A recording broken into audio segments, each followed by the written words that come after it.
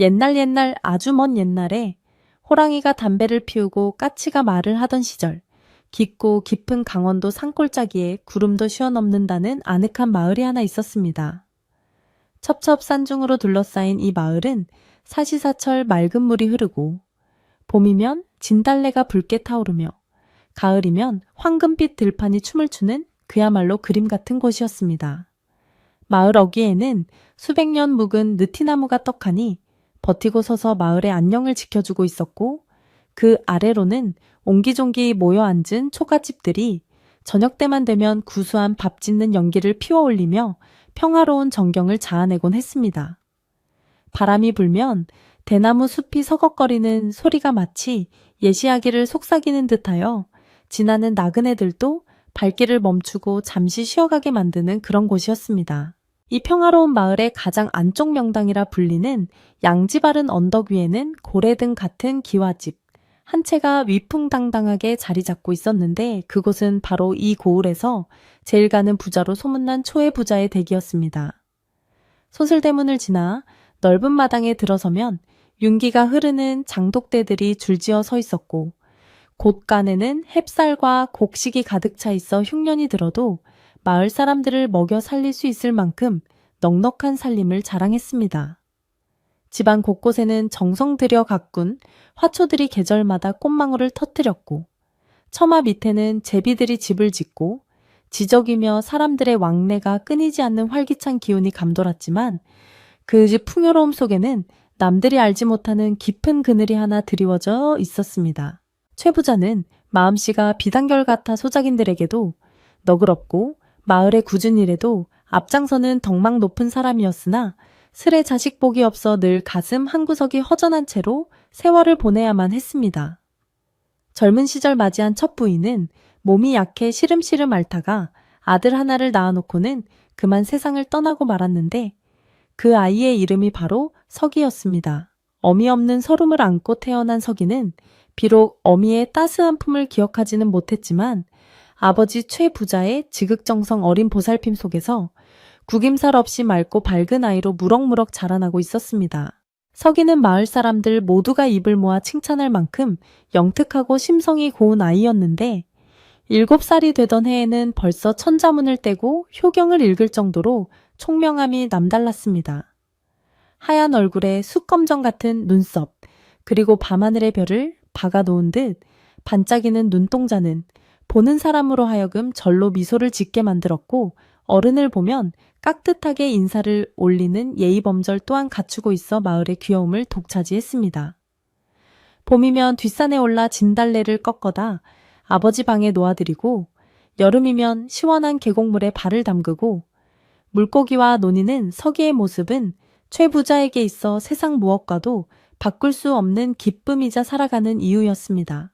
그러나 해가 서산으로 넘어가고 어둠이 깔리면 최 부자의 집에는 묘한 적막감이 감돌았는데, 이는 안주인이 없는 빈자리가 주는 쓸쓸함 때문이었습니다. 어린 서기가 잠자리에 들 때면 어미의 손길을 그리워하며 뒤척이는 모습을 볼 때마다 최 부자의 가슴은 미어지는 듯 아팠고, 늙은 행랑검엄이 챙겨주는 밥상이나 의복은 아무래도 제 어미의 정성만은 못했기에 최 부자의 근심은 날로 깊어만 갔습니다. 밤늦도록 사랑방 호롱불 아래서 책을 읽다가도 문득 문풍지가 떨리는 소리에 고개를 들어보면 마당을 쓸고 지나가는 바람 소리만이 텅 빈 집안을 채우고 있어 깊은 한숨을 내쉬곤 했습니다. 그러던 어느 날 마을의 중매쟁이 할멈이 최 부자의 집을 찾아와 조심스럽게 재혼 이야기를 꺼내놓기 시작했습니다.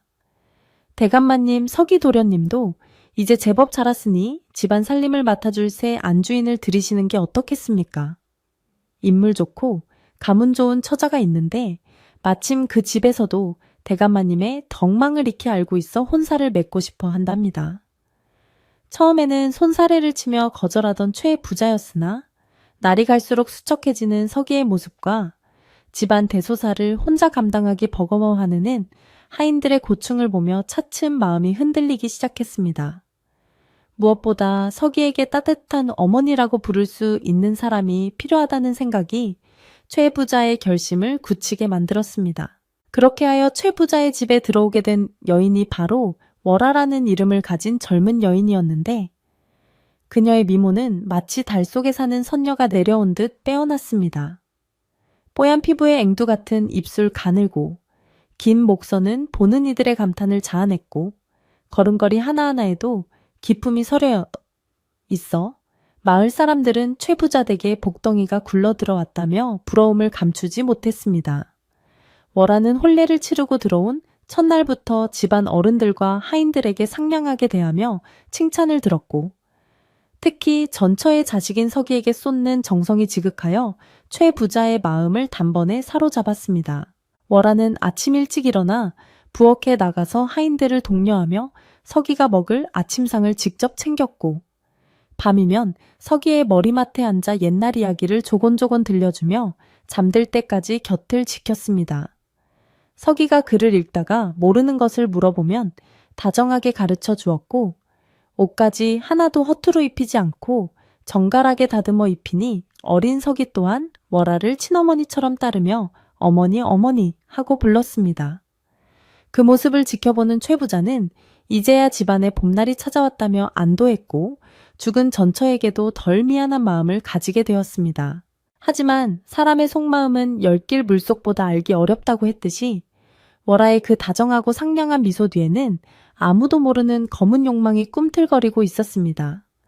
월아는 본래 가난한 집안에서 태어나 온갖 고생을 하며 자랐기에 재물에 대한 집착이 누구보다 강했고 부잣집 마님이 되어 호의호식하며 사는 것이 평생의 소원이었습니다. 겉으로는 서기에게 더없이 좋은 어머니인 척했지만 속으로는 서기를 볼 때마다 저 아이만 없으면 이 집안의 모든 재산과 땅이 내 것이 될 텐데 내 뱃속에서 나올 아이가 이 집의 주인이 되어야 하는데 라는 끔찍한 생각을 품고 있었습니다. 시간이 흐르고 계절이 바뀌어 낙엽이 지는 가을이 깊어질 무렵 월아의 본색은 아주 은밀하고 조심스럽게 드러나기 시작했습니다. 그녀는 최 부자가 출타하고 없을 때면 서기에게 차가운 눈빛을 보내거나 하인들이 보지 않는 곳에서 서기의 팔을 세게 움켜쥐며 겁을 주기도 했습니다. 그러나 영리한 월아는 절대 남들의 눈에 띄는 행동은 하지 않았기에 순진한 서기는 그저 자신이 무엇인가 잘못해서 어머니가 화가 났나 보다 생각하며 더욱더 월아의 눈치를 살피게 되었습니다. 집안의 하인들 중 눈치 빠른 늙은 행랑 검언만이 월아의 눈매가 때때로 매섭게 변하는 것을 보며 고개를 갸웃거릴 뿐이었습니다. 어느 늦가을 오후 찬바람이 불어와 창호지를 덜컹거리게 만들던 날 월아는 안방에 앉아 술을 놓으며 깊은 생각에 잠겨 있었습니다. 마당에서는 서기가 하인들과 함께 연을 날리며 해맑게 웃고 있었는데 그 웃음소리가 월아의 귀에는 마치 자신의 야망을 비웃는 소리처럼 들려 거슬리기 짝이 없었습니다. 내 배가 불러오기 전에 저 아이를 처리해야 해. 만약 내가 아들을 낳더라도 저 녀석이 장손으로 버티고 있는 한 내 자식은 찬밥 신세가 될 거야. 월아는 바늘에 찔려 맺힌 핏방울을 입에 물며 싸늘한 결심을 굳혔습니다. 그녀의 머릿속에는 오로지 이 거대한 기와집과 논밭을 자신의 혈육에게 물려주겠다는 생각뿐이었습니다. 월아는 서기를 제거할 방법을 궁리하느라 밤잠을 설치곤 했는데 너무 티가 나지 않으면서도 확실한 방법을 찾아야만 했습니다. 그러던 중 마을 장터에서 우연히 떠돌이 약장수에게서 기묘한 이야기를 듣게 되었습니다. 이 풀은 깊은 산속 음지에서만 자라는 것인데 겉보기엔 몸을 보하는 약초 같지만 조금씩 오랫동안 먹이면 사람의 기운을 서서히 말려 결국에는 시름시름 앓다가 죽게 만드는 무서운 독초라오. 약장수의 말에 귀가 번쩍 뜨인 월아는 비싼 값을 치르고 그 독초를 몰래 사들여 품속 깊이 감추고 집으로 돌아왔습니다.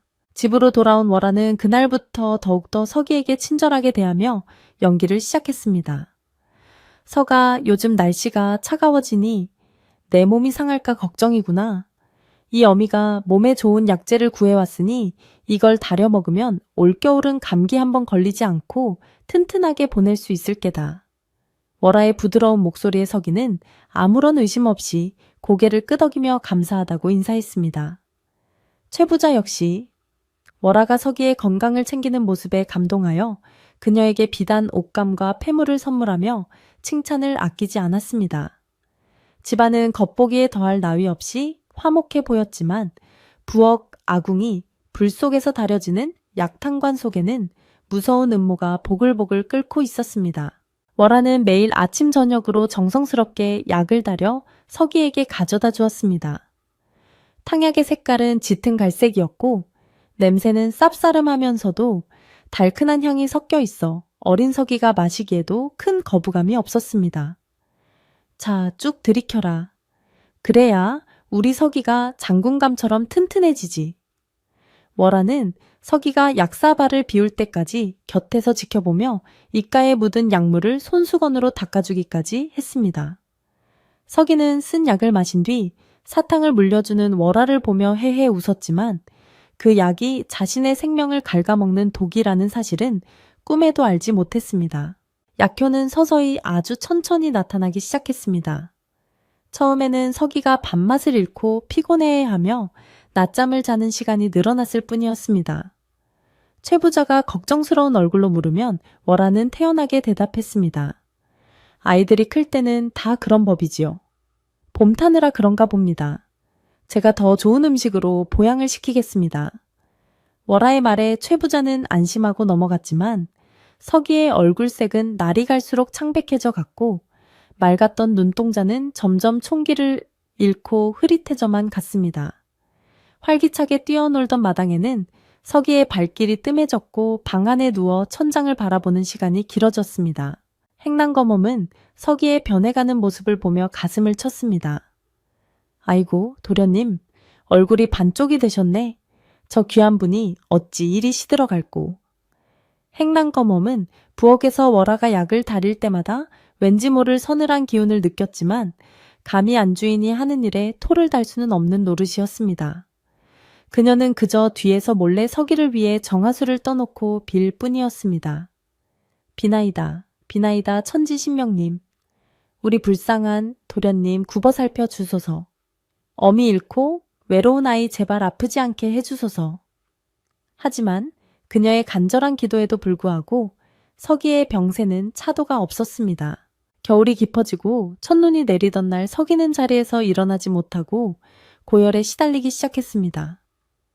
최 부자는 용하다는 의원들을 불러 진맥을 보게 좀 했지만 의원들은 하나같이 고개를 갸웃거리며 원인을 알 수 없다는 말만 되풀이했습니다. 맥이 약하고 기가 허한데 딱히 어디가 병든 것인지 짚어내기가 어렵습니다. 마음의 병이거나 허약 체질 탓인 듯합니다. 의원들의 말에 월화는 속으로 쾌재를 불렀습니다. 자신이 쓰는 독초는 흔적을 남기지 않고 사람을 말려 죽이는 것이라더니 과연 그 말이 맞구나 싶어 안도하면서도 겉으로는 눈물을 흘리며 슬퍼하는 연기를 계속했습니다. 대감님, 제가 부족하여 서기를 잘 돌보지 못한 탓입니다. 제 정성이 부족하여 아이가 이리 아픈가 봅니다. 월화가 눈물 콧물을 쏟으며 자책하자 최 부자는 오히려 그녀를 위로하느라 바빴습니다. 부인 탓이 아니요. 하늘의 뜻이 그러한 것을 어찌하겠소. 너무 상심하지 마시오. 부인 몸도 상할까 걱정이오. 최 부자의 따뜻한 위로를 받으며 월화는 품속에서 손수건을 꺼내 눈물을 닦는 신용을 했지만 손수건 너머로 보이는 그녀의 눈빛은 차갑게 빛나고 있었습니다. 이제 조금만 더 하면 된다. 조금만 더 있으면 이 집안의 모든 것이 내 것이 된다는 탐욕이 그녀를 집어삼키고 있었습니다. 서기는 알아누운 와중에도 월화를 찾았습니다. 어머니 머리가 너무 아파요. 목이 말라요.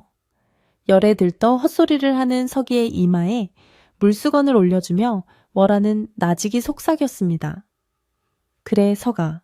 조금만 참거라. 이제 곧 편안해질 게다. 아주 깊은 잠을 자게 될 거야. 그 목소리는 다정했지만 내용은 섬뜩하기 그지없었습니다. 방 밖에서는 매서운 겨울바람이 문풍지를 세차게 흔들며 마치 누군가의 울음소리처럼 윙윙거렸고 마당의 앙상한 나뭇가지들은 그림자가 되어 방 안으로 길게 드리워졌습니다. 그러던 어느 밤 월화는 자신이 임신했다는 사실을 알게 되었습니다. 달거리가 끊기고 입덧 기운이 도는 것을 느낀 순간 그녀의 마음속에는 기쁨과 동시에 조급함이 밀려왔습니다. 이제 내 뱃속에 아이가 생겼어. 이 아이가 아들이라면 확실한 후계자가 되는 거야. 그러니 서기는 이제 정말 사라져줘야 해. 월화는 자신의 배를 쓰다듬으며 굳은 결심을 했습니다. 그녀는 약탕관에 넣는 독초의 양을 조금 더 늘리기로 했습니다. 더 이상 시간을 끌 이유가 없었기 때문입니다. 새로운 생명을 잉태한 어미가 되었으면서도 다른 생명을 해치려는 잔인한 마음은 조금도 사그라들지 않았습니다. 다음날 월화는 평소보다 진하게 달인 약을 들고 서기의 방으로 들어갔습니다. 방 안은 약 냄새와 병자 특유의 냄새가 섞여 퀴퀴했습니다. 서기는 눈을 휑하니 뜨고 천장을 바라보고 있었는데 그 모습이 너무나 가냘퍼서 보는 이에 가슴을 저미게 했습니다. 서가 약 먹을 시간이다. 이것만 먹으면 기운이 날 게다. 월화가 서기의 상체를 일으켜 세우고 약사발을 입에 대주었습니다. 서기는 힘겨운 듯 헐떡거리면서도 어머니가 주는 것이라 거부하지 않고 꿀꺽꿀꺽 받아 마셨습니다. 마지막 한 방울까지 다 마신 서기는 힘없이 월화의 품에 기대며 작은 목소리로 말했습니다. 어머니 고맙습니다. 얼른 나와서 효도할게요. 그 순수한 말 한마디가 월화의 가슴을 찌를 법도 했지만 그녀는 그저 서기를 눕히고 이불을 덮어줄 뿐이었습니다. 그날 밤 최 부자의 지붕 위로 부엉이가 구슬프게 울어댔습니다. 마을 노인들은 부엉이가 밤새 울면 마을에 좋지 않은 일이 생긴다며 혀를 찼습니다. 바람은 더욱 거세져 마당에 빈 독들을 흔들며 웅궁거리는 소리를 냈고 하늘에는 먹구름이 잔뜩 끼어 달빛조차 가려버린 칠흑 같은 어둠이 내려 앉았습니다. 집안의 모든 불이 꺼지고 사람들의 숨소리마저 잦아든 깊은 밤, 서기의 방에서 가늘고 긴 신음이 새어나왔지만 바람소리에 묻혀 누구의 귀에도 닿지 못했습니다. 이튿날 아침 하얗게 눈이 쌓인 마당을 제일 먼저 밟은 것은 행랑검엄이었습니다. 그녀는 서기의 새순물을 드기 위해 부지런히 움직이다가 서기의 방문이 살짝 열려있는 것을 보고 이상하게 여겼습니다. 도련님 일어나셨습니까? 조심스럽게 방 안을 들여다본 행랑검엄은 그만 들고 있던 세숫대야를 떨어뜨리고 말았습니다. 쨍그랑하는 소리와 함께 아침의 정적이 깨졌고 곧이어 찢어지는 듯한 비명이 최 부자의 집 담장을 넘어 온 마을로 퍼져 나갔습니다. 그것은 평화롭던 기와집에 들이닥친 비극의 서막이자 억울하게 죽어간 어린 영혼의 한이 시작되는 순간이었습니다. 행랑검엄의 비명소리에 놀라 맨발로 뛰쳐나온 최 부자는 방문을 열자마자 바닥에 주저앉고 말았습니다. 방 안에는 싸늘하게 식어버린 아들 서기가 마치 깊은 잠에 빠진 듯 누워 있었는데 그 작은 몸은 이미 온기를 잃어 차갑게 굳어 있었기 때문입니다. 최 부자는 떨리는 손으로 아들의 뺨을 어루만지며 이름을 불렀지만 서기는 아무런 대답도 없이 굳게 담은 입술만을 보여줄 뿐이었습니다. 천장이 무너지고 땅이 꺼지는 듯한 슬픔이 최 부자의 가슴을 강타했고 그는 아들의 시신을 끌어안고 짐승처럼 울부짖기 시작했습니다. 그 처절한 울음소리는 담장을 넘어 고요하던 아침 마을을 흔들어 깨웠고 듣는 이들의 가슴마저 먹먹하게 만들었습니다. 뒤어 달려온 월화는 방문 앞에서 비틀거리며 쓰러지는 신용을 했습니다. 아이고, 이게 무슨 일입니까, 도련님? 어젯밤만 해도 약을 잘 드시고 주무셨는데 이게 웬 날벼락입니까? 월화는 머리를 풀어헤치고 가슴을 치며 통곡했는데 그 소리가 얼마나 애절한지 모르는 사람이 보면 친어머니보다 더 슬퍼하는 것 같았습니다. 그녀는 서기의 손을 잡고 흔들며 제발 눈 좀 뜨라고 소리쳤지만 속으로는 차갑게 식은 서기의 손을 느끼며 회심의 미소를 짓고 있었습니다. 드디어 끝났다. 이제 이 집안에 거치적거리는 것은 아무것도 없다. 월화의 눈에서 흐르는 눈물은 거짓이었지만 그녀의 연기는 너무나 완벽하여 아무도 그 속내를 의심하지 못했습니다. 마을 사람들도 하나둘씩 최 부자 댁으로 모여들었습니다. 평소 마을의 귀염둥이였던 서기의 갑작스러운 죽음은 모두에게 큰 충격이었습니다. 동네 안악들은 앞치마로 눈물을 훔치며 안타까워했고 노인들은 혀를 차며 하늘도 무심하시다며 탄식했습니다. 저 어린 것이 무슨 죄가 있다고 벌써 데려가시는가. 어미 잃고 불쌍하게 크더니 꽃도 피워보지 못하고 지고 말았네. 사람들의 애도 속에서 장례 준비가 시작되었습니다. 최 부자는 넋이 나간 사람처럼 멍하니 앉아 아무 말도 하지 못했고 결국 집안의 어른들과 마을 사람들이 나서서 장례 절차를 밟아야 했습니다. 그런데 여물하던 마을의 장의사가 고개를 갸웃거리는 일이 생겼습니다. 서기의 시신을 닦던 중 손톱과 발톱이 검푸르게 변해가는 것을 발견했기 때문입니다. 보통 병으로 죽은 사람에게서는 보기 힘든 흔적이었기에 장의사는 잠시 멈칫했으나 입 밖으로 내어 말하지는 못했습니다. 혹시 나쁜 것을 먹었나? 장의사는 혼잣말로 중얼거렸지만 부잣집 안주인이 지극정성으로 간호했다는 소문을 익히 들었기에 감히 의심을 품을 수는 없었습니다.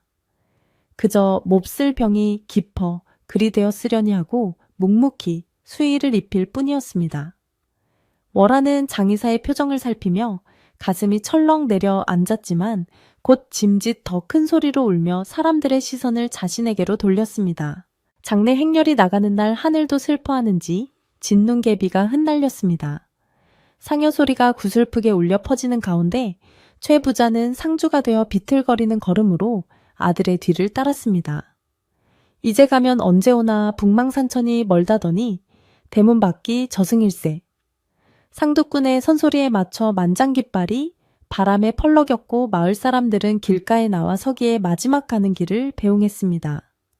월하 또한 소복을 입고 행렬을 따르며 연신 휘청거리는 모습을 보여주어 주위 사람들의 부축을 받아야만 했습니다. 사람들은 새엄마가 저리 지극정성이니 죽은 아이도 저승 가는 길이 덜 외롭겠네라며 월하의 가식적인 슬픔을 칭송했습니다. 양지바른 언덕 서기가 평소 좋아하던 진달래꽃이 많이 피는 곳에 무덤이 만들어졌습니다. 흙이 한 삽 두 삽 덮일 때마다 최 부자는 땅을 치며 오열했습니다. 서가 불쌍한 내 새끼야. 애미도 없이 고생만 하다가 어찌 일이 허망하게 가느냐. 내가 대신 죽었어야 했는데 내가 죄가 많아 네가 대신 가는구나. 최 부자의 통곡에 산천초목도 숨을 죽이는 듯 했습니다. 월하는 그 곁에서 눈물을 닦으며 속으로 생각했습니다. 그래, 실컷 울어두세요. 이제 슬픔이 가라앉으면 당신 곁에는 나밖에 없을 테니까요. 봉분이 다 만들어지고 제사가 올려질 때까지 월하는 끝까지 자리를 지키며 현모양처의 모습을 잃지 않았습니다. 장례가 끝나고 집으로 돌아오니 집안은 텅 빈 것처럼 고요했습니다. 서기의 웃음소리가 사라진 마당은 삭막하기 그지없었고 방 안에 남겨진 서기의 물건들은 보는 이의 가슴을 더욱 아프게 했습니다. 최 부자는 식음을 전폐하고 사랑방에 틀어박혀 두문불출했습니다. 누구도 만나려 하지 않았고 밤이면 서기의 이름을 부르며 잠꼬대를 하곤 했습니다. 집안의 하인들도 주인의 슬픔을 알기에 발소리를 죽이며 조심스럽게 다녔고 집안 전체가 마치 초상집 분위기에서 벗어나지 못한 채 무겁게 가라앉아 있었습니다. 이때를 틈타 월하는 재빠르게 집안의 실권을 장악하기 시작했습니다. 슬픔에 잠겨있는 최 부자를 대신해 곳간 열쇠를 챙기고 안살림을 도맡아 처리했습니다. 가장 먼저 한 일은 서기의 흔적을 지우는 것이었습니다. 도련님의 물건을 보면 대감마님이 더욱 상심하실 테니 눈에 띄지 않게 치우는 것이 좋겠네. 월하는 하인들에게 명하여 서기가 입던 옷가지와 쓰던 책들을 모두 모아 아궁이에 태워버리게 했습니다. 타닥타닥 타오르는 불길 속에서 서기의 손때 묻은 물건들이 재로 변해가는 것을 보며 월하는 묘한 쾌감을 느꼈습니다. 그것은 자신의 범죄 증거가 사라지는 안도감이기도 했습니다. 특히 월하는 서기에게 약을 다려주던 약탕관을 직접 깨뜨려 멀리 내다버렸습니다. 이 약탕관을 보면 죽은 아이 생각이 나서 견딜 수가 없구나. 다시는 보지 않게 멀리 버리고 오너라. 월하는 눈물을 글썽이며 말했지만 사실은 약 찌꺼기에 남아있을지 모를 독초 성분을 완전히 없애려는 치밀한 계산이었습니다. 행랑검엄은 깨진 약탕관 조각을 주워 담으며 고개를 갸웃거렸습니다. 보통은 깨끗이 씻어두었다가 나중에 쓸 수도 있는 물건인데 굳이 깨뜨려서 버리라고 하는 것이 이상하게 느껴졌지만 안주인의 서슬 퍼런 명령을 거역할 수는 없었습니다. 시간이 흐르면서 마을 우물가에서는 흉흉한 소문이 돌기 시작했습니다. 빨래하러 나온 아낙네들이 삼삼오오 모여 쑥덕거리는 소리가 들려왔습니다. 그 집 도련님, 죽음이 좀 이상하지 않아. 그렇게 건강하던 아이가 어떻게 한 달 만에 시름시름 앓다가 죽을 수 있어. 글쎄 말이야, 내가 장례 때 얼굴을 살짝 봤는데 입술이 새까맣더라고. 마치 독을 먹은 사람처럼 말이야. 쉰 목소리 낮춰. 누가 들으면 어쩌려고. 하지만 나도 들었어. 그 새 안주인이 장터에서 이상한 약장수한테 약을 샀다는 소문이 있더라니까. 소문은 발 없는 말이 되어 천리를 간다고. 어느새 마을 사람들 사이에서는 서기의 죽음에 대한 의구심이 퍼져나가고 있었습니다. 최 부자는 방 안에만 처박혀 있어. 이런 소문을 듣지 못했지만 월하의 귀에는 들리지 않을 리 없었습니다. 월하는 겉으로는 태연한 척했지만 속으로는 불안감에 떨었습니다. 누가 그런 헛소문을 퍼뜨리는 거야? 쥐도 새도 모르게 처리했는데. 그녀는 더욱더 하인들을 단속하고 마을 사람들에게 떡과 술을 돌리며 인심을 얻으려 애썼습니다. 우리 서기가 떠나고 마음이 적적하여 마을 어르신들께 대접이라도 하고 싶습니다. 월하의 뇌물공세에 사람들의 입방아는 조금 잦아들었지만 의심의 눈초리가 완전히 사라진 것은 아니었습니다. 한편 최 부자 댁에서 평생을 살아온 늙은 행랑검엄은 누구보다 월하를 의심하고 있었습니다. 그녀는 서기가 죽던 날 밤 월하가 부엌에서 무언가를 급하게 태우던 냄새를 기억하고 있었기 때문입니다. 그것은 일반적인 장작 타는 냄새가 아니라 매캐하고 역한 풀 냄새였습니다. 또한 깨진 약탕관 조각을 버리러 가던 길에 살짝 혀를 대보았을 때 느껴졌던 혀가 마비되는 듯한 알싸한 맛도 잊을 수가 없었습니다. 이건 분명 보통 약이 아니었어. 도련님은 병으로 돌아가신 게 아니야. 행랑검엄은 가슴이 떨려왔지만 증거도 없이 나섰다가는 자신의 목숨도 부지하기 어렵다는 것을 알기에 벙거리 냉가슴 앓듯 혼자서만 끙끙 앓았습니다. 그러던 어느 날 월하는 자신의 배가 제법 불러오기 시작한 것을 느끼며 거울 앞에 섰습니다. 임신한 지 서너 달이 지나자 아랫배가 볼록하게 나왔고 얼굴에는 살이 올라 혈색이 좋았습니다. 이제야말로 내가 이 집의 진정한 주인이다. 이 아이만 낳으면 누구도 나를 무시하지 못할 거야. 월하는 거울 속 자신의 모습을 보며 만족스러운 미소를 지었습니다. 서기가 죽고 난 뒤 최 부자는 슬픔을 달래기 위해 술에 의지하는 날이 많았고 자연스럽게 월하에게 더 많이 의존하게 되었습니다. 월하는 그런 최 부자를 위로하는 척하며 자신의 입지를 더욱 단단히 다져나갔습니다. 어느 늦은 밤 행랑검엄이 부엌에서 정화수를 떠놓고 몰래 기도를 올리고 있을 때였습니다. 비나이다. 비나이다. 억울하게 가신 도련님, 원한을 풀어주시옵소서. 이 늙은 것이 힘이 없어 아무것도 할 수 없으니 하늘이 굽어 살펴 주시옵소서. 행랑검엄의 울음 섞인 기도 소리가 부엌 문틈으로 새어나갔습니다. 마침 물을 마시러 나왔던 월하가 그 소리를 듣고 말았습니다. 월하의 얼굴이 순식간에 차갑게 굳어졌습니다. 그녀는 부엌 문을 벌컥 열어젖히며 서슬 퍼런 목소리로 소리쳤습니다. 지금 거기서 뭐 하는 짓이냐? 한밤중에 재수 없게 무슨 곡소리를 하는 게야. 행랑검엄은 깜짝 놀라 물그릇을 엎지르며 바닥에 납작 엎드렸습니다. 마마님, 그저 도련님 극락왕생하시라고 빌고 있었습니다요. 월하는 행랑검엄을 노려보며 싸늘하게 쏘아붙였습니다. 죽은 사람은 죽은 사람이고 산 사람은 살아야지. 언제까지 청승을 떨 셈이냐. 그리고 억울하다니. 그게 무슨 해괴한 소리냐. 도련님이 억울하게 죽기라도 했다는 말이냐. 월하의 말에는 가시가 돋쳐 있었고 그 눈빛은 당장이라도 행랑검엄을 집어삼킬 듯 흉흉했습니다. 도둑이 제발 저린다고 월하는 행랑검엄의 기도 내용에 과민하게 반응하고 있었습니다. 행랑검엄은 두려움에 떨면서도 용기를 내어 한마디를 던졌습니다. 마님 죄송합니다만 옛말에 낱말은 새가 듣고 반말은 쥐가 듣는다고 했습니다. 그리고 하늘에는 눈이 있어 모든 것을 지켜보고 계시다고 했지요. 도련님이 그리 급하게 가신 것이 너무나 애통하여 드린 말씀입니다. 행랑검엄의 말은 뼈가 있는 경고였습니다. 월하는 순간 등골이 오싹해지는 것을 느꼈지만 곧바로 표정을 수습하며 더욱 호통을 쳤습니다. 이 늙은이가 노망이 났나? 어디서 감히 주인에게 훈계질이냐? 당장 입 닥치고 방에 들어가거라. 한 번만 더 내 귀에 거슬리는 소리를 했다가는 이 집에서 쫓겨날 줄 알아라. 월하는 행랑검엄을 내쫓고 방으로 돌아왔지만 심장은 쿵쿵거리며 진정되지 않았습니다. 저 늙은 여우가 뭔가를 눈치챈 게 분명해. 그냥 두어서는 안 되겠어. 월하는 불안감에 손톱을 물어뜯었습니다. 하지만 당장은 쫓아낼 명분이 없었고 갑자기 하인을 내치면 오히려 의심을 살 수 있었기에 꾹 참을 수밖에 없었습니다. 대신 월하는 행랑검엄을 감시하며 사사건건 트집을 잡아 괴롭히기 시작했습니다.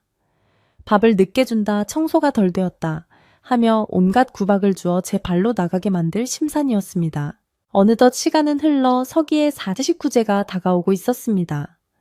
불교에서는 사람이 죽은 지 49일이 되면 저승으로 완전히 떠난다고 믿기에 이 날은 죽은 이를 보내주는 마지막 의식을 치르는 중요한 날이었습니다. 최 부자는 아들의 마지막 길을 배웅하기 위해 절에 가서 제를 올릴 준비를 서둘러 놨습니다. 부인 내일이 서기의 49제여 우리 정성을 다해 아이를 보내줍시다. 최 부자의 말에 월하는 고개를 끄덕이며 슬픈 표정을 지었지만 속마음은 딴판이었습니다. 그래, 내일만 지나면 서기는 영영 사라지는 거야. 그리고 내 뱃속의 아이가 태어나면 이 집안은 완전히 내 세상이 되겠지. 49제 전날 밤 월하는 잠자리에 들었지만 쉽사리 잠을 이룰 수 없었습니다. 바람소리가 유난히 거칠었고 창호지 밖으로 나뭇가지 그림자가 마치 귀신의 손톱처럼 일걸렁거렸습니다. 호티브를 목까지 끌어올려 덮었지만 등 뒤에서 서늘한 냉기가 느껴졌습니다. 기분 탓이야. 내가 너무 예민해진 거야. 월하는 스스로를 다독이며 애써 눈을 감았습니다. 하지만 그녀의 귓께는 행랑검엄이 했던 하늘에는 눈이 있다는 말이 윙윙거리며 맴돌았습니다. 죄를 지은 자의 마음에는 평안이 깃들 수 없는 법, 월하의 깊은 밤은 두려움과 욕망이 뒤섞인 채 길게만 느껴졌습니다. 다음날 아침 절에서 스님들이 와서 독경 소리가 집안에 울려 퍼졌습니다.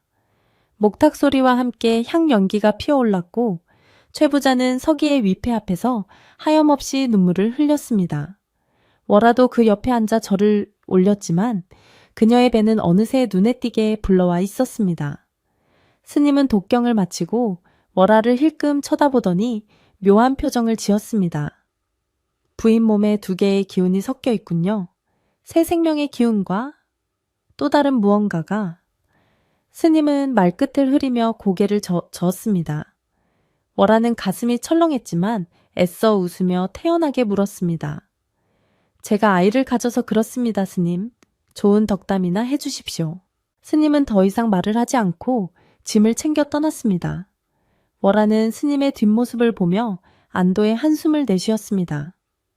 망령난중이 헛소리를 하는 게지. 아무것도 아니야. 드디어 모든 장례 절차가 끝나고 서기의 위패는 사당에 모셔졌습니다. 이제 공식적으로 서기는 이 세상 사람이 아니었고 월하는 이 집안의 유일한 안주인이자 미래의 후계자를 품은 어머니가 되었습니다. 그날 저녁 월하는 하인들을 시켜 푸짐한 저녁상을 차리게 했습니다. 대감마님, 이제 그만 슬픔을 거두시고 기운을 차리셔야지요. 뱃속의 아이를 봐서라도 드셔야 합니다. 월하는 최 부자에게 술을 따르며 교태를 부렸습니다. 최 부자도 이제는 현실을 받아들여야 했기에 월하가 따라주는 술을 받아 마시며 씁쓸한 미소를 지었습니다. 고맙소 부인, 내가 너무 무심했구려. 이제 자네와 뱃속의 아이만 믿고 살아가야겠소. 최 부자의 말에 월하는 승리감에 도취되었습니다. 모든 것이 계획대로 이루어졌고 방해물은 사라졌으며 재물과 권력이 손안에 들어왔습니다. 그러나 그녀는 알지 못했습니다. 억울하게 죽은 영혼은 그리 쉽게 떠나지 않는다는 것을, 그리고 인과응보의 수레바퀴는 천천히 하지만 확실하게 굴러오고 있다는 것을 말입니다. 그날 밤은 유난히 달이 밝았습니다. 하얀 달빛이 마당을 대낮처럼 비추고 있었는데 그 빛은 마치 세상의 모든 어둠을 들추어내려는 듯 서늘하고 집요했습니다. 월화는 안방의 가장 따뜻한 아랫목을 차지하고 누워 불러온 배를 쓰다듬으며 당금에 젖어 있었습니다. 남편은 술에 취해 골아떨어졌고 집안은 쥐 죽은 듯 고요했습니다. 하지만 그 고요함은 폭풍전야의 정적과도 같았습니다. 멀리서 들려오는 개 짖는 소리가 뚝 끊어지고 기이한 바람이 마당을 휩쓸고 지나가며 닫힌 방문을 덜컹거리게 만들었습니다. 이제 곧 누구도 상상하지 못한 기이한 일이 벌어질 시간이 다가오고 있었습니다. 서기의 사시구제가 끝나고 절에서 돌아온 그날 밤 최, 부자댁에는 무거운 침묵과 함께 기묘한 기운이 감돌았습니다. 하늘에는 구름 한 점 없이 둥근 달이 떠올라 마당을 대낮처럼 환하게 비추고 있었지만 그 달빛은 따뜻하기보다는 서늘하고 창백하여 마치 저승의 문을 비추는 듯한 느낌을 주었습니다. 낮 동안 향을 피우고 곡을 하느라 지친 하인들은 일찌감치 행랑채로 물러가 잠을 청했고 술에 취해 비틀거리던 최 부자 또한 사랑방이 아닌 안방으로 들어와 쓰러지듯 자리에 누웠습니다. 모든 것이 월화의 뜻대로 돌아가는 듯했습니다. 이제 서기의 위패는 사당으로 옮겨졌고 이어 넓은 기와집 안방을 차지할 사람은 오로지 월화 자신뿐이었습니다. 월화는 남편이 골아떨어진 것을 확인하고는 안방의 촛불을 끄지 않은 채 거울 앞에 앉았습니다. 은은하게 흔들리는 촛불 그림자 속에서 그녀는 자신의 배를 부드럽게 쓰다듬었습니다. 아가야, 이제 우리 세상이다. 내 형은 좋은 곳으로 갔으니 너는 이 어미와 함께 이 집의 모든 것을 누리며 살면 된단다. 월화의 입계에는 승자의 미소가 번졌습니다. 거울 속에 비친 자신의 모습은 더할 나위 없이 아름다워 보였고 불러오는 배는 그녀의 권력을 보증하는 옥새와도 같았습니다.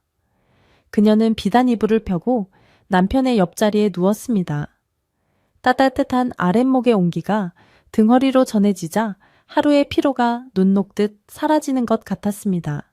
그러나 잠이 들려는 찰나 월화는 아랫배 깊은 곳에서 무언가 꿈틀하는 이상한 느낌을 받았습니다. 보통의 태동이라면 아이가 발길질을 하거나 몸을 뒤척이는 느낌이어야 했지만 이것은 마치 차가운 뱀 한 마리가 뱃속을 휘젓고 다니는 듯한 서늘하고 불길한 감각이었습니다. 어라, 아이가 왜 이러지? 오늘 너무 무리를 했나? 월화는 대수롭지 않게 여기려 애쓰며 배를 문질러 주었습니다. 하지만 그 움직임은 멈추지 않고 점점 더 기이하게 변해돼 갔습니다. 뱃속의 아이가 마치 춤이라도 추는 듯 규칙적으로 움직이기 시작하더니 이내 명치 끝이 꽉 막히는 듯한 답답함이 몰려왔습니다. 그때였습니다. 아주 작고 희미한 소리가 월화의 귓가를 스치고 지나갔습니다. 처음에는 그저 바람이 문풍지를 스치는 소리이거나 밖에서 나뭇가지가 흔들리는 소리라고 생각했습니다. 월화는 신경을 곤두세우고 귀를 기울였습니다. 고요한 밤 남편의 코는 소리만 규칙적으로 들릴 뿐 집 밖은 쥐 죽은 듯 조용했습니다.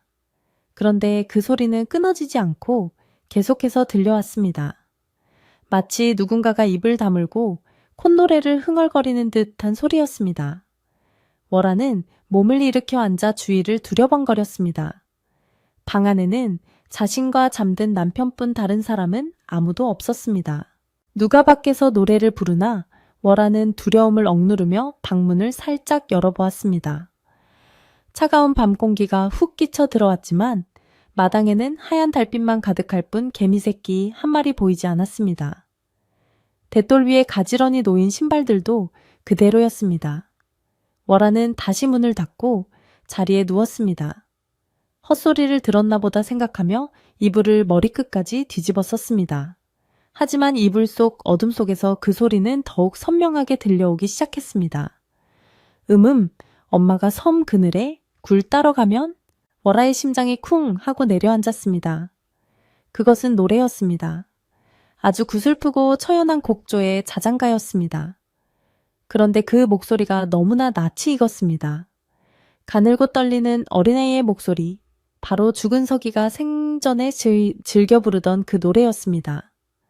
어미 잃은 서기가 잠이 오지 않을 때면 혼자 마루에 앉아 흥얼거리던 그 곡조가 분명했습니다. 월화는 공포에 질려 눈을 크게 떴습니다. 이게 무슨 소리야? 서기는 죽었잖아. 산에 묻었잖아. 식은땀이 등줄기를 타고 흘러내렸습니다. 월화는 귀를 막았습니다. 손바닥으로 귀를 꽉 틀어막고 소리를 차단하려 했지만 소용이 없었습니다. 노랫소리는 귀를 통해 들리는 것이 아니었습니다. 그것은 그녀의 몸 안에서 정확히는 그녀의 뱃속에서부터 울려 퍼지고 있었던 것입니다. 뱃속의 아이가 부르는 노래였습니다. 태어나지도 않은 태아가 죽은 형의 목소리로 노래를 부르고 있는 것이었습니다. 아기가 혼자 남아서 집을 보다가 노랫소리는 점점 더 또렷해져서 이제는 가사 하나하나가 비수처럼 월화의 뇌리에 박혔습니다. 깍! 월화는 비명을 지르며 이불을 박차고 일어났습니다. 그녀의 비명소리에 잠들어 있던 최 부자가 부스스 눈을 떴습니다. 부인 왜 그러시오? 무슨 일이라도 생겼소? 최 부자는 개슴츠레한 눈으로 월화를 바라보았습니다. 월화는 사색이 된 얼굴로 자신의 배를 감싸쥐고 뒷걸음질 쳤습니다. 대감님, 소리 안 들리십니까? 이 소리 안 들리세요?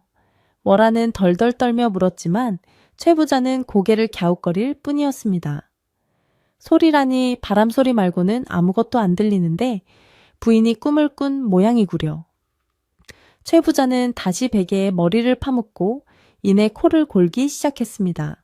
월화는 미칠 것만 같았습니다. 남편의 귀에는 들리지 않고 오직 자신의 귀에만, 아니 자신의 몸 전체를 울리며 들려오는 이 끔찍한 노랫소리에 숨이 막혀왔습니다. 그녀는 물을 마시러 부엌으로 뛰쳐나갔습니다. 찬물을 벌컥벌컥 들이켰지만 뱃속의 열기와 공포는 가라앉지 않았습니다. 부엌 아궁이 앞에 쭈그리고 앉아 배를 두들겨 보았습니다. 그만해 닥쳐, 제발 그만해. 월화는 미친 사람처럼 자신의 배를 향해 속삭였습니다. 하지만 뱃속의 아이는 어미의 절규를 비웃기라도 하듯 이번에는 노래를 바꾸어 부르기 시작했습니다. 쓰다 써, 너무 써. 엄마가 준 약은 너무 써. 이번 노래는 자장가가 아니었습니다.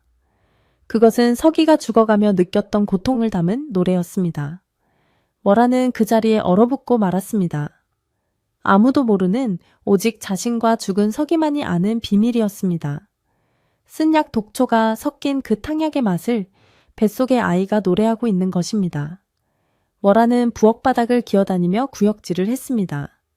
뱃속에서 무언가가 끓어오르는 듯한 역겨움과 공포가 그녀를 집어삼켰습니다. 한편 행랑채에서 잠을 자던 행랑검엄은 이상한 기척에 눈을 떴습니다. 나이가 들면 잠기가 밝아진다더니 바람소리 사이로 들려오는 희미한 울음소리 같은 것을 들은 것입니다. 이 밤중에 무슨 소리지? 고양이 우는 소리인가? 행랑검엄은 문을 열고 마당으로 나왔습니다. 달빛 아래 안차의 쪽에서 누군가 웅걸거리는 소리가 들려왔습니다.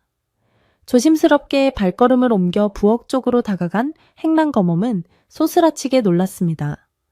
부엌 문틈 사이로 월화 마님이 쭈그리고 앉아 배를 잡고 괴로워하는 모습이 보였는데 그 주위로 기이한 아이의 노랫소리가 맴돌고 있었기 때문입니다. 쓰다 써, 배가 아파. 엄마는 나빠? 행랑검엄의 귀에도 그 소리가 들렸습니다. 처음에는 헛것을 들었나 싶어 귀를 의심했지만 분명 그것은 죽은 도련님의 목소리였습니다. 행랑검엄은 다리에 힘이 풀려 그 자리에 주저앉을 뻔했습니다. 세상에 도련님, 귀신이 붙은 것인가? 아니야. 저건 마님의 몸속에서 나는 소리 같아. 행랑검엄은 공포에 질려 입을 틀어막고 뒷걸음질 쳤습니다. 감히 끼어들 수 없는 무시무시한 일이 벌어지고 있음을 직감했습니다. 그녀는 후들거리는 다리를 이끌고 다시 행랑채로 도망쳤습니다. 이불을 뒤집어 쓰고 오들오들 떨면서 날이 밝기만을 기다렸습니다. 월화는 부엌에서 한참을 시달리다가 겨우 기어가듯 안방으로 돌아왔습니다. 배는 마치 돌덩이처럼 딱딱하게 굳어 있었고 노랫소리는 잠시 잦아들었지만 언제 다시 시작될지 모르는 시한폭탄과도 같았습니다. 방으로 들어온 월아는 남편 옆에 눕지도 못하고 구석에 웅크리고 앉았습니다. 식은땀에 젖은 머리카락이 얼굴에 달라붙어 몰골이 말이 아니었습니다. 이건 꿈이야, 악몽이야. 날이 밝으면 괜찮아질 거야. 월아는 스스로에게 최면을 걸듯 중얼거렸지만 뱃속에서는 쿡쿡 찌르는 듯한 통증이 간헐적으로 이어졌습니다. 새벽녘이 되어서야 노랫소리가 완전히 멈췄습니다. 월아는 탈진하여 쓰러져 잠이 들었습니다. 하지만 그 잠은 평안한 휴식이 아니었습니다. 꿈속에서도 서기가 나타나 검게 변한 입술로 웃으며 약사발을 내미는 악몽에 시달려야 했습니다. 어머니, 이 약 드세요. 몸에 좋은 약이에요. 꿈속의 서기는 계속해서 월아에게 다가왔고 월아는 비명을 지르며 깨어났습니다. 눈을 뜨니 아침 햇살이 방 안으로 들어오고 있었지만 월아의 눈에는 그 햇살마저 날카로운 바늘처럼 보였습니다. 최 부자는 이미 일어나 의관을 정제하고 있었습니다. 부인 간밤에 잠을 설친 모양이오. 안색이 백지장 같소. 최 부자가 걱정스레 물었지만 월아는 아무 말도 할 수 없었습니다. 속이 좀 좋지 않아서요. 체한 모양입니다.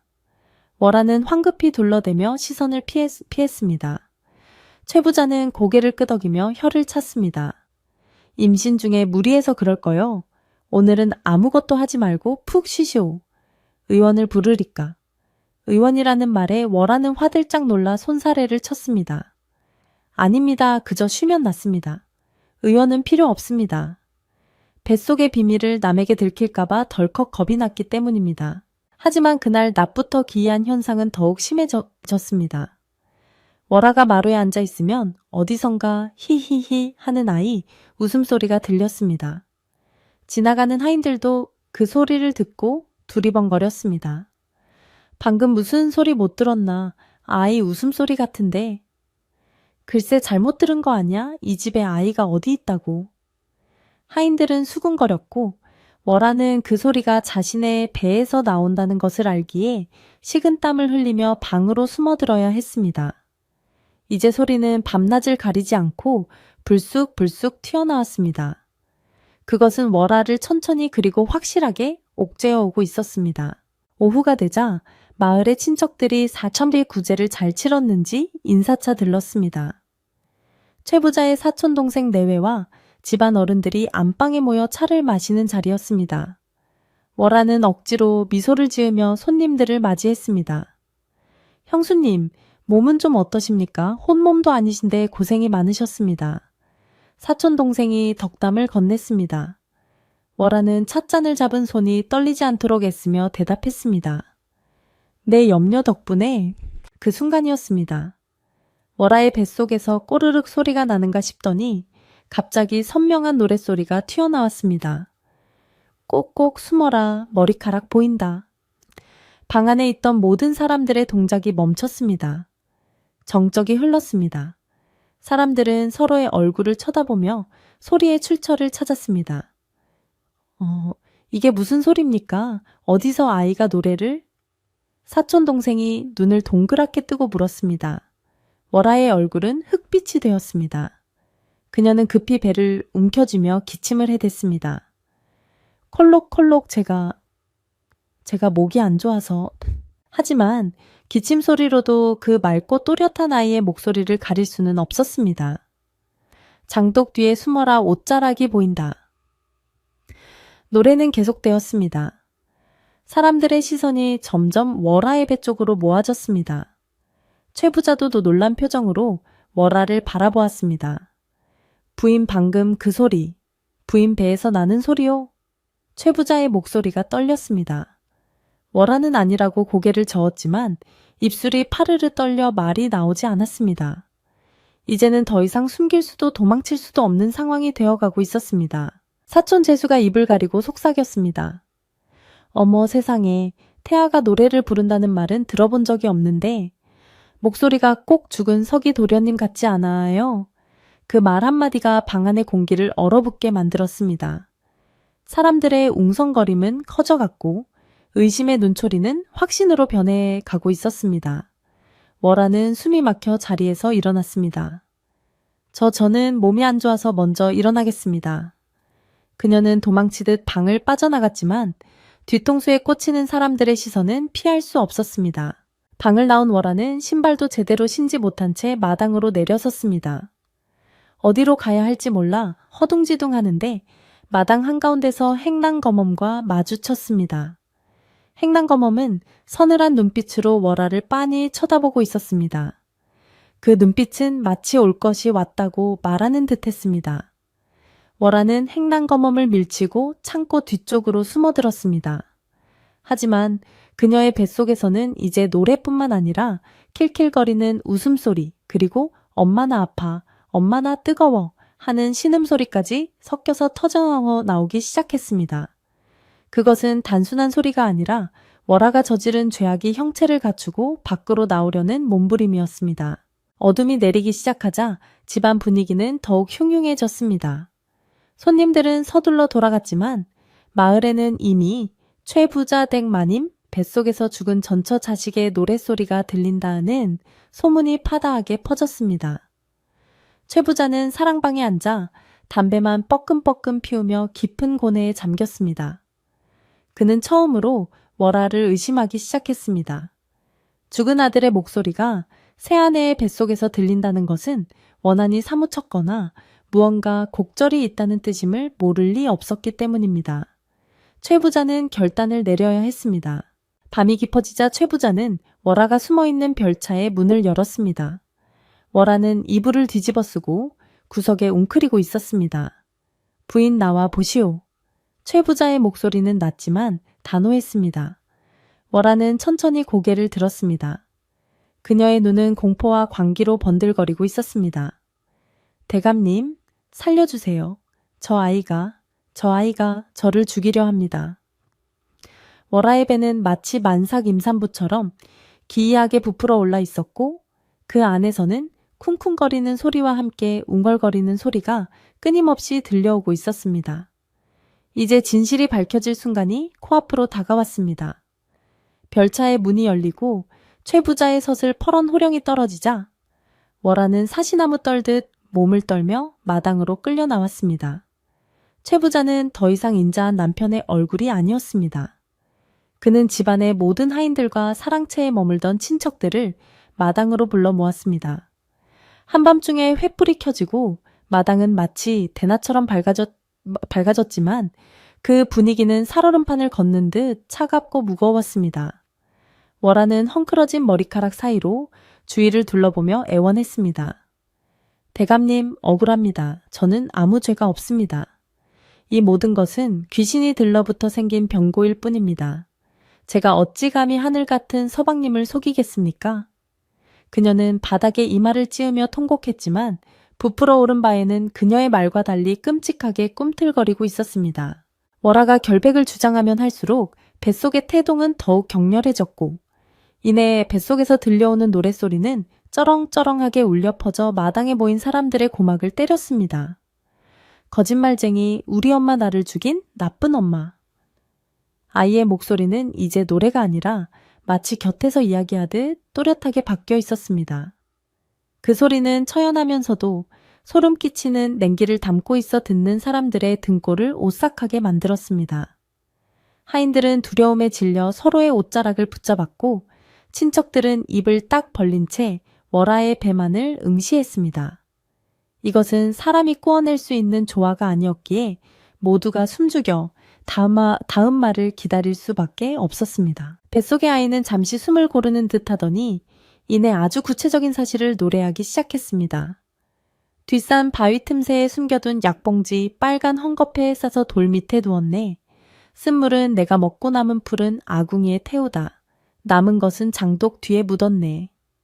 노래 가사는 월아가 저지른 범행의 흔적을 낱낱이 가리키고 있었습니다. 월아는 비명을 지르며 자신의 배를 주먹으로 내리쳤습니다. 닥쳐 제발 입 다물어 이 저주받은 거사. 하지만 그녀가 배를 때릴 때마다 뱃속에서는 아파아파트 하는 아이의 울음소리가 터져 나왔고 동시에 월아 자신도 창자가 끊어지는 듯한 고통에 바닥을 떼굴떼굴 굴러야 했습니다. 최 부자는 떨리는 목소리로 하인들에게 명했습니다. 지금 당장 뒷산 바위 틈과 장독대 뒤를 파보아라. 저 소리가 가리키는 곳에 무엇이 있는지 내 눈으로 확인해야겠다. 하인들은 머뭇거리면서도 주인의 불호령에 횃불과 괭이를 들고 흐흩어졌습니다. 행랑검엄은 제일 먼저 장독대 뒤로 달려갔습니다. 그녀는 평소 월화가 깨진 약탕관 조각을 버리라며 유난을 떨던 것을 기억하고 있었기에 그곳이 의심스러웠던 참이었습니다. 월화는 하인들이 흩어지는 것을 보고 기겁하여 최 부자의 바짓가랑이를 붙잡고 늘어졌습니다. 대감님, 가지 마라 하십시오. 다 부질없는 짓입니다. 저것은 요물이 저를 해하려는 수작입니다. 그러나 최 부자는 매몰차게 월화를 뿌리쳤습니다. 네가 정녕 떳떳하다면 두려울 것이 무엇이냐. 하늘이 알고 땅이 아는 죄를 언제까지 숨길 수 있을 줄 알았더냐. 최 부자의 눈에는 분노와 배신감, 그리고 죽은 아들에 대한 사무치는 그리움이 뒤섞여 붉게 충혈되어 있었습니다. 잠시 후 뒷산으로 갔던 하인이 헐레벌떡 뛰어내려왔습니다. 그의 손에는 흙이 잔뜩 묻은 붉은 헝겊 꾸러미가 들려 있었습니다. 마님, 아니 대감마님, 바위 틈새에 정말 이것이 있었습니다. 하인이 떨리는 손으로 꾸러미를 펼치자 그 안에는 말라비틀어진 검은 약초 뿌리 몇 개가 들어 있었습니다. 곧이어 장독대 뒤를 파던 행랑검엄도 달려왔습니다. 그녀의 앞치매는 그을린 약탕관 조각과 타다 남은 약자의 찌꺼기가 담겨 있었습니다. 대감마님, 이것 보십시오. 땅속 깊이 파묻어 놓은 것을 찾아냈습니다. 냄새를 맡아보십시오. 도련님이 돌아가시던 날 방에서 나던 그 독한 냄새와 똑같습니다. 행랑검엄은 울분을 토하며 증거물을 마루 위에 쏟아놓았습니다. 최 부자는 약초 뿌리를 집어들어 냄새를 맡아보았습니다. 코를 찌르는 알싸하고 역한 냄새. 그것은 사람을 살리는 약재가 아니라 목숨을 앗아가는 독초임이 분명했습니다. 모든 증거가 명백해지자 월화는 더 이상 변명할 말을 잃었습니다. 그녀는 넋이 나간 사람처럼 멍하니 증거물들을 바라보았습니다. 그때 다시 뱃속에서 아이의 목소리가 들려왔습니다. 엄마가 그랬어. 엄마가 나한테 먹였어. 쓰다 써. 너무 써. 그 목소리는 이제 슬픔을 넘어 준엄한 심판관의 목소리처럼 들렸습니다. 최 부자는 치밀어 오르는 분노를 참지 못하고 월화의 뺨을 후려쳤습니다. 내년이 사람의 탈을 쓰고 어찌 이런 짓을 할 수 있단 말이냐. 내 아들 서기가 너를 어미처럼 따랐거늘 그 어린 것에 독을 먹여 죽이다니 내년은 짐승만도 못한 년이다. 월화는 바닥에 쓰러진 채 악에 바친 웃음을 터뜨렸습니다. 하하하, 그래요. 내가 그랬습니다. 왜요? 내 자식에게 이 집안을 물려주고 싶어서 그랬습니다. 전처 자식이 살아있는 한 내 새끼는 평생 찬밥, 신세일 텐데 어미로서 그 꼴을 어떻게 봅니까? 월화의 눈은 광기로 번들거렸습니다. 그녀는 자신의 죄를 뉘우치기는커녕 오히려 자신의 탐욕을 모성애로 포장하며 악을 썼습니다. 다 당신 탓이야. 당신이 그 아이만 싸고 도니까 내가 불안해서 그런 거라고요. 월화의 적반하장에 친척들과 하인들은 혀를 내둘렀습니다. 최 부자는 기가 막혀 말문이 막혔습니다. 내 욕심을 채우기 위해 죄 없는 생명을 죽이고도 남 탓을 하느냐. 네 뱃속의 아이가 불쌍하지도 않느냐. 그 아이가 어미의 죄를 다 지켜보고 있었다는 것을 정녕 몰랐더냐. 최 부자는 가슴을 치며 통탄했습니다. 그때 월화가 갑자기 비명을 지르며 배를 감싸 쥐었습니다. 아, 배가? 배가 찢어질 것 같아. 아가야, 제발 그만해라. 엄마 죽는다. 뱃속의 아이가 격렬하게 요동치며 어미의 뱃가죽을 뚫고 나올 기세로 발길질을 해댔기 때문입니다. 그것은 태동이 아니라 죄인에 대한 형벌과도 같았습니다. 마을의 최고 어른인 촌장이 지팡이를 짚고 나섰습니다. 소란을 듣고 달려온 촌장은 엄숙한 목소리로 꾸짖었습니다. 천벌을 받을 짓이다. 하늘의 그물은 넓고 성기지만 결코 악인을 빠뜨리는 법이 없다. 제 자식을 품은 몸으로 남의 자식을 해하였으니 그 업보가 뱃속의 아이에게까지 미친 것이다. 이 집안에 들이기에는 너무나 흉악한 여인이로다. 촌장의 말에 마을 사람들은 고개를 끄덕이며 월아를 향해 손가락질을 했습니다. 저런 독한 년은 당장 마을에서 쫓아내야 해. 사람 죽인 년을 어떻게 그냥 둡니까? 관에 넘겨야지. 하지만 최 부자는 깊은 한숨을 내쉬며 고개를 저었습니다. 내 집안 단속을 못한 내 죄도 크오. 그리고 비록 죄인이나 뱃속에 생명을 품고 있으니 차마 죽일 수는 없소. 최 부자는 차갑게 식은 눈으로 월아를 내려다 보았습니다. 허나 조상님을 모시는 이 신성한 집안에 살인자를 더 이상 둘 수는 없다. 너와 나는 이제 남남이니 당장 이 집에서 나가거라. 내 발로 나가지 않으면 하인들을 시켜 끌어낼 것이다. 최 부자의 목소리에는 일말의 미련도 남아있지 않았습니다. 그것은 서리빨 같은 절연 선언이었습니다. 월아는 최 부자의 바짓단을 잡고 매달렸습니다. 대감님 잘못했습니다. 제발 쫓아내지만 말아주십시오. 이 밤중에 쫓겨나면 저는 갈 곳이 없습니다. 뱃속의 아이를 봐서라도 한 번만 용서해 주십시오. 그러나 최 부자는 냉정하게 돌아섰습니다. 네가 서기에게 독을 먹일 때 그 아이가 살려달라고 애원하는 눈빛은 보이지 않았더냐. 내 눈앞에서 사라져라. 다시는 내 눈에 띄지 마라. 최 부자의 단호함에 하인들이 달려들어 월아를 일으켜 세웠습니다. 마님, 아니 여편네야. 썩 나가지 못해. 하인들은 월아를 거칠게 대문 밖으로 밀어냈습니다. 월아는 신발도 제대로 신지 못한 채 맨발로 차가운 흙바닥에 내동댕이 쳐졌습니다. 겨울밤에 매서운 바람이 그녀의 얇은 소복을 파고들었습니다. 대문이 쾅 하고 닫히는 소리가 그녀의 심장에 못을 박는 듯했습니다.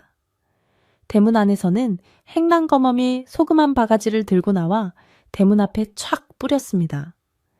퇴퇴, 다시는 이런 부정한 것이 얼씬도 못하게 하소서. 잡기야 물러가라. 하얀 소금이 어둠 속에 흩뿌려졌고 월아는 망연자실한 표정으로 닫힌 대문을 바라보았습니다. 그때 신기하게도 대문 밖으로 쫓겨나자마자 월아의 뱃속에서 들리던 노랫소리가 뚝 그쳤습니다. 대신 월아의 입에서 짐승 같은 울부짖음이 터져 나왔습니다. 그녀는 공포와 추위 그리고 절망감에 사로잡혀 머리를 쥐어뜯으며 어둠 속으로 비틀비틀 걸어갔습니다. 내가 뭘 잘못했다고? 다 내 거야. 이 집도 땅도 다 내 거란 말이야? 월아는 미친 사람처럼 중얼거리며 마을 어귀를 벗어나 상일로 사라졌습니다. 그녀가 가는 길 뒤로 음산한 바람만이 휘몰아치며 그녀의 흔적을 지워버렸습니다. 집안은 다시 고요해졌습니다.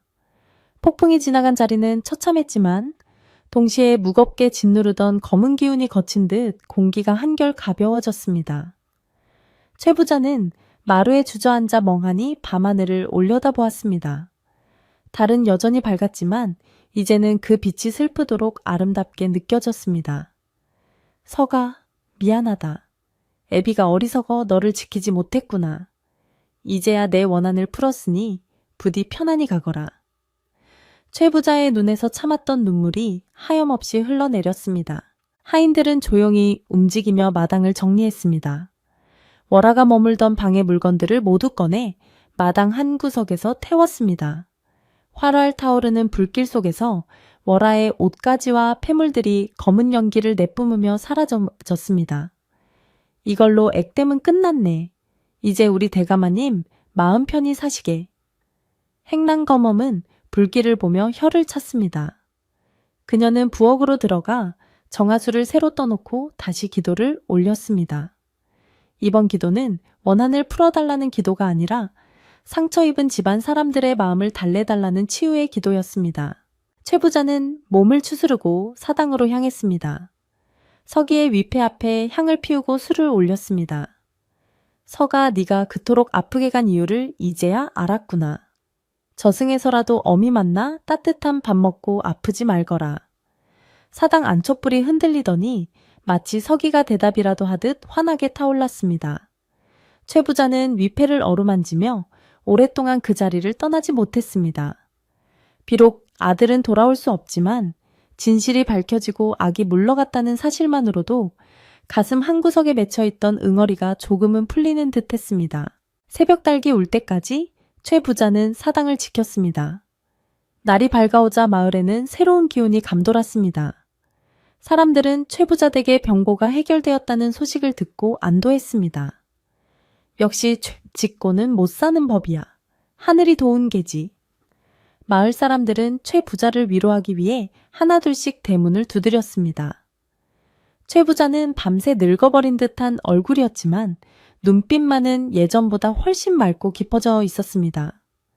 그는 이제 남은 생을 어떻게 살아야 할지 뼈저리게 깨닫고 있었습니다. 그것은 잃어버린 아들을 위한 속죄이자 살아남은 자의 의무였습니다. 월화가 쫓겨난 그날 밤 최 부자의 집을 감싸고 있던 검고 무거운 기운은 거짓말처럼 거치고 다음 날 아침에는 유난히 투명하고 맑은 햇살이 마당 가득 쏟아져 내렸습니다. 밤새 몰아치던 매서운 바람도 잦아들고 처마 끝에 매달린 고드름에서 똑똑 떨어지는 물방울 소리가 마치 봄이 오는 소리처럼 청가하게 들렸습니다. 최 부자는 퀭한 눈으로 밤을 지새웠지만 그 표정만은 지난 몇 달간 볼 수 없었던 평온함을 되찾고 있었습니다. 그는 방문을 열고 나와 맑은 공기를 깊이 들이마셨습니다. 폐부 깊숙한 곳까지 시원한 바람이 들어오자 묵은 체증이 내려가는 듯한 시원함을 느꼈습니다. 행랑거머마 대문을 활짝 열어라. 그리고 마당을 깨끗이 쓸어라. 이제 우리 집에 숨길 것은 아무것도 없다. 최 부자의 목소리는 낮았지만 힘이 실려 있었습니다. 행랑거멈은 눈시울을 붉히며 힘차게 대답했습니다.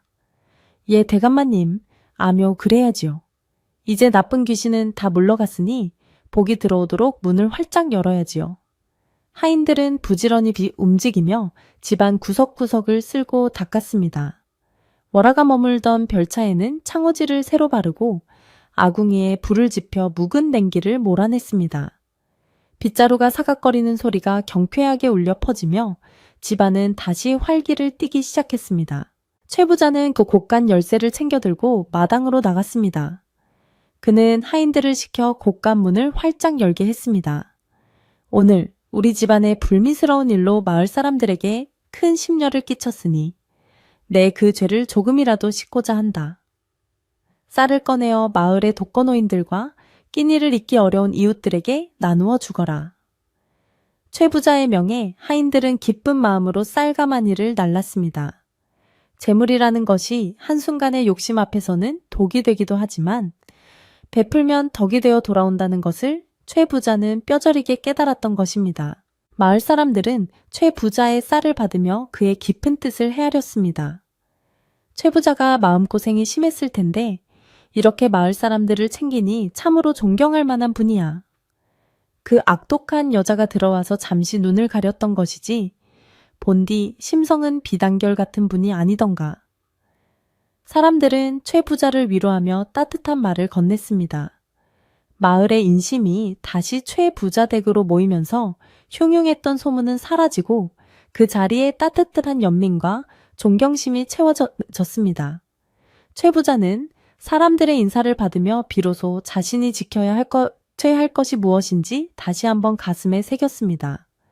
그것은 단순히 기와집과 논밭이 아니라 사람과 사람 사이의 정과 도리였습니다. 시간은 흘러 얼어붙었던 계곡물이 녹아 흐르고 산수유가 노랗게 꽃망울을 터뜨리는 봄이 찾아왔습니다. 최 부자는 아들 서기의 묘소를 찾았습니다. 겨우내 쌓였던 눈이 녹고 그 자리에 파릇파릇한 새싹이 돋아나고 있었습니다. 최 부자는 무덤 주변의 자풀을 뽑아내고 서기가 좋아하던 진달래꽃 한 다발을 무덤 앞에 놓았습니다. 서가, 봄이 왔다. 네가 그토록 좋아하던 꽃들이 피었구나. 저승에서도 이 꽃향기를 맡을 수 있겠지. 최 부자는 무덤께 앉아 오랫동안 아들에게 말을 걸었습니다. 이제는 슬픔보다는 그리움이 더 짙게 배어 나오는 목소리였습니다. 그날 밤 최 부자는 꿈을 꾸었습니다. 꿈속에서 서기는 아프기 전에 건강하고 해맑은 모습으로 나타났습니다. 하얀 옷을 입은 서기는 환한 빛 속에서 나비를 쫓아 뛰어놀고 있었습니다. 최 부자가 서가 하고 부르자 아이는 뒤를 돌아보며 활짝 웃었습니다. 아버지, 저는 이제 안 아파요. 친구들도 많이 생겼어요.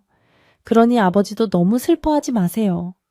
서기는 아버지에게 손을 흔들며 나비와 함께 하늘 높이 날아올랐습니다. 꿈에서 깬 최 부자의 눈가에는 눈물이 고여 있었지만이 입가에는 편안한 미소가 걸려 있었습니다. 그것은 아들이 보내준 마지막 작별 인사였고 아버지의 마음을 치유해주는 선물과도 같았습니다. 이후 최 부자는 삶의 방식을 완전히 바꾸었습니다. 그는 더 이상 재산을 불리는데 연연하지 않았습니다. 대신 마을에 서당을 지원하여 가난한 아이들이 글을 배울 수 있도록 돕고 부모 없는 고아들을 데려다가 먹이고 입히며 보살폈습니다. 내 자식 귀한 줄 알면 남의 자식 귀한 줄도 알아야지. 최 부자는 아이들이 마당에서 뛰어노는 모습을 볼 때마다 서기를 보는 듯하여 흐뭇해했습니다. 텅 비어있던 기와집 마당은 다시 아이들의 웃음소리로 채워졌고 그 웃음소리는 예전 월하의 뱃속에서 들리던 원망 섞인 노랫소리와는 비교할 수 없는 생명력 넘치는 평화의 소리였습니다. 행랑검엄은 그런 최 부자를 보며 눈물을 훔쳤습니다. 우리 대감마님이 이제야 진짜 웃으시네. 도련님이 가시고 나서 저렇게 웃으시는 건 처음이야. 행랑검엄은 부엌에서 정성껏 음식을 만들어 아이들에게 나누어 주었습니다. 그녀에게도 이 아이들은 잃어버린 도련님을 대신하는 소중한 존재들이었습니다. 최 부자 댁의 부엌에서는 밥 짓는 냄새가 끊이지 않았고 그 구수한 냄새는 담장을 넘어 마을 전체를 훈훈하게 만들었습니다. 사람들은 최 부자 댁을 아이들의 웃음꽃이 피는 집이라고 부르며 칭송했습니다. 어느 날 마을 장터에 다녀온 하인이 조심스럽게 이야기를 꺼냈습니다. 대감마님 소식을 들으셨습니까? 저 아랫마을 산속에 웬 미친 여자가 돌아다닌다고 합니다. 머리는 산발을 하고 배를 감싸 쥐고는 내 아기 하며 운다고 하더군요. 사람들이 먹을 것을 주면 돌을 던지며 욕을 한다는데 하인의 말에 최 부자는 잠시 찻잔을 내려놓고 먼 산을 응시했습니다. 그 여인이 누구인지는 굳이 묻지 않아도 알 수 있었습니다. 인과응보라 했던가 죄의 대가는 그렇게 혹독하게 그녀를 따라다니고 있었던 것입니다. 최 부자는 긴 한숨을 내쉬며 말했습니다. 그 또한 전생의 업보요. 현생의 죗값이겠지. 사람이 죄를 미워하되 사람을 너무 미워하면 내 마음도 병드는 법이다. 혹여 그 여인을 보거든 해코지하지 말고 밥이라도 한 덩이 던져주거라. 뱃속에 죄 없는 생명에게 주는 적선이라 생각하고 말이다. 최 부자의 자비로운 말에 하인은 고개를 숙였습니다. 최 부자는 월하를 용서한 것은 아니었지만 더 이상 증오로 자신의 남은 생을 채우고 싶지 않았습니다. 그저 그녀가 스스로의 지옥 속에서 참회하기를 바랄 뿐이었습니다. 계절은 돌고 돌아 다시 겨울이 찾아왔습니다. 첫눈이 내리던 날 최 부자는 사랑방 문을 열고 눈 덮인 마당을 바라보았습니다. 세상은 온통 하얗게 변해 있었고 모든 더러움과 상처를 덮어주려는 듯 눈송이는 소리 없이 내려앉았습니다. 마당 한가운데 서 있는 늙은 느티나무 가지에도 하얀 눈꽃이 피었습니다. 최 부자는 따뜻한 화로 앞에 앉아 차를 다렸습니다. 보글보글 끓는 찬물 소리와 타닥타닥 타오르는 장작 소리가 어우러져 고즈넉한 겨울밤의 정취를 더해주었습니다. 그때 방문 밖에서 행랑검엄의 목소리가 들렸습니다. 대감마님, 팥죽을 쑤었는데 좀 드시겠습니까? 동짓날이라 애군을 쫓고 새해의 복을 빈다고 한 그릇 넉넉히 쑤었습니다. 문이 열리고 김이 모락모락 나는 팥죽 한 그릇이 들어왔습니다. 붉은 팥죽 위에는 하얀 새알심이 동동 떠 있어 먹음직스러워 보였습니다. 최 부자는 행랑검엄을 방 안으로 들어오게 했습니다. 자네도 한 그릇 가져와서 같이 드세. 이 넓은 방에서 혼자 먹으려니 맛이 덜하네. 행랑검엄은 극구 사양했으나 최 부자의 권유에 못 이겨 밥상머리에 앉았습니다. 두 사람은 팥죽을 나누어 먹으며 지난날의 이야기를 도란도란 나누었습니다. 세월이 참 빠릅니다. 도련님이 가신 지도 벌써 1년이 지났군요. 행랑검엄의 말에 최 부자는 고개를 끄덕였습니다. 그렇지. 참으로 길고도 짧은 시간이었네. 하지만 이제는 마음이 편안하네. 서기도 좋은 곳에서 우리를 지켜보고 있을 테니까. 최 부자의 얼굴에는 세월의 주름이 잡혀 있었지만 그 주름 사이사이에는 온화한 기품이 서려 있었습니다. 대감마님, 내년에는 마당에 그네를 하나 메어 놓을까요? 서당 아이들이 그네를 타고 싶어 하더군요. 행랑검엄이 묻자 최 부자는 빙그레 웃으며 대답했습니다. 그래야지. 그네뿐만 아니라 널뛰기도 만들고 연못에는 물고기도 더 풀어놓게나. 아이들이 마음껏 뛰놀아야 집안에 생기가 도는 법이야. 최 부자는 미래를 이야기하고 있었습니다. 과거의 아픔에 갇혀있지 않고 앞으로 살아갈 날들의 희망을 심고 있었습니다. 그것이 바로 최 부자가 찾은 진정한 평화였습니다. 밤이 깊어지자 행랑검엄은 물러가고 최 부자는 홀로 방에 남았습니다. 그는 서한 위에 놓인 책을 펼쳐 들었지만 글자보다는 창밖에 눈 내리는 풍경에 더 눈이 갔습니다. 한방눈이 펑펑 쏟아지며 온 세상을 하얗게 덮고 있었습니다. 최 부자는 문득 서기가 살아있다면 지금쯤 훌륭한 청년으로 자라 과거 급제를 준비하고 있었을지도 모른다는 생각을 했습니다. 하지만 슬프지는 않았습니다. 서기는 비록 짧은 생을 살다 갔지만 그로 인해 아버지가 깨달음을 얻고 수많은 아이들에게 사랑을 베풀게 되었으니 그 삶이 결코 헛되지 않았음을 알기 때문이었습니다. 최 부자는 자리에서 일어나 창문을 살짝 열었습니다. 차가운 겨울바람이 얼굴을 스치고 지나갔지만 춥다기보다는 상쾌하게 느껴졌습니다. 바람이 맑구나. 내일 아침에는 눈이 아주 많이 쌓여 있겠어. 아이들이 눈싸움을 하며 좋아하겠구나. 그는 혼잣말을 중얼거리고는 다시 따뜻한 아랫목으로 돌아왔습니다. 이불 속으로 들어가니 온몸이 나른해지며 기분 좋은 졸음이 몰려왔습니다. 방 안의 촛불이 가물가물 꺼져가고 어둠이 부드럽게 방 안을 채웠습니다. 밖에서는 여전히 눈이 내리고 있었지만 방 안은 더없이 아늑하고 따뜻했습니다. 최 부자는 눈을 감으며 마음속으로 기도했습니다. 세상 모든 아이들이 배고프지 않고 아프지 않고 따뜻한 잠자리에서 꿈꿀 수 있기를. 그의 기도는 눈송이처럼 조용히 세상으로 퍼져나갔습니다. 어느새 최 부자의 숨소리가 고르게 바뀌었습니다. 그는 깊은 잠에 빠져들었습니다. 악몽도 없고 불안도 없는 아주 깊고 평온한 꿀잠이었습니다. 꿈속에서 그는 다시 아이가 되어 서기와 함께 눈 덮인 언덕을 달리고 있었습니다. 두 사람의 웃음소리가 은쟁반의 옥굿을 굴러가듯 맑게 울려 퍼졌습니다. 집을 지키는 늙은 개도 꼬리를 말고 잠이 들었고 외양간의 소도 되새김질을 멈추고 잠을 청했습니다. 최 부자의 기와집은 하얀 눈 이불을 덮고 세상에서 가장 평화로운 안식처가 되어 깊은 겨울밤을 보내고 있었습니다. 착한 사람은 복을 받고 죄 지은 자는 벌을 받으며 남은 사람들은 서로를 보듬으며 살아간다는 아주 오래된 이치가 이 산골 마을에 눈 내리는 밤을 따뜻하게 지켜주고 있었습니다. 이제 이야기는 끝이 났습니다. 모진 비바람이 지나간 자리에 더 단단한 땅이 굳어지듯 아픔을 딛고 일어선 최 부자의 집에는 영원히 꺼지지 않는 사랑의 불씨가 타오르게 될 것입니다.